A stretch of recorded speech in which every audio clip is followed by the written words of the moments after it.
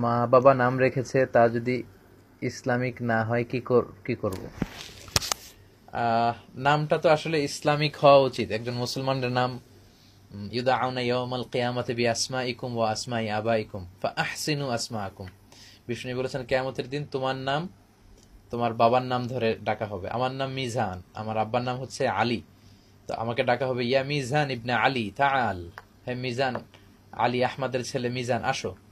তো নামগুলো সুন্দর হতে হবে। বিষ্ণু বলেছেন বাবার নাম ছেলের নাম ধরে ডাকা হবে, ফলে ফা আহসিনু আসমাআকুম, তোমাদের নামগুলো সুন্দর সুন্দর রাখো।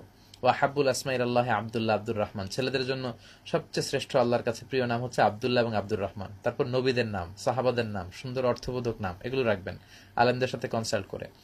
মেয়েদের ক্ষেত্রে ফাতিমা, আসিয়া, মারিয়াম, খাদিজা, এই নামগুলো রাখবেন। বিষ্ণুনবীর স্ত্রীদের নাম, সাহাবাদের নাম, সুন্দর সুন্দর কোরআন থেকে চুজ করা, হাদিস থেকে চুজ করা নামগুলো রাখবেন।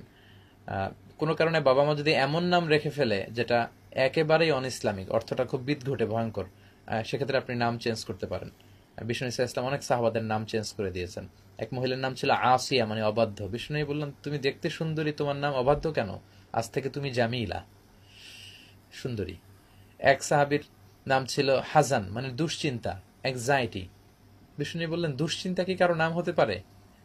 আজ থেকে তোমার নাম সাহাল, মানে সহজ। সে বলল আমার আব্বা চাচা নাম রেখেছে দুশ্চিন্তা, আমি ওইটাই রাখবো। এই কথা বলে সে তার এলাকায় ফিরে গেল। এখন বিশ্বনবীর দেওয়া নাম সে নেয়নি, এজন্য দুশ্চিন্তা তাকে আর ছাড়েই না। শুধু দুশ্চিন্তা, বিপদ আপদ তার আসতেছে। সবাই বললো বিষ্ণুনবী যে সুন্দর নাম দিয়েছে ওইটা নিয়ে আসো। সে এসে বললো বিষ্ণুনবীর কাছে, ইয়া রাসূলুল্লাহ আমাকে ক্ষমা করে দেন, আপনি যে সাহাল নাম দিয়েছিলেন এটাই সুন্দর, আজ থেকে আমি সাহাল। বিষ্ণুনবীর থেকে যখন সাহাল নাম সে নিয়ে আসলো, সাহাল মানে সহজ, সেদিন থেকে মৃত্যুর আগ পর্যন্ত আল্লাহ তার সব কাজগুলোকে সহজ করে দিলেন। এজন্য নামগুলো সুন্দর হওয়া উচিত। সম্মানিত ভাইরা, আজকের লাইভটি শেয়ার করে দিবেন। শেয়ার করার মধ্য দিয়ে অন্যান্য ভাইরাও এই লাইভের আলোচনাটি শুনতে পারবে। সাদাকায়ে জারিয়ার সওয়াব আপনারা থাকবেন। আল্লাহ তাআলা আপনাদের সবাইকে ভালো রাখুক, সুস্থ রাখুক, ঈমানের সাথে রাখুক।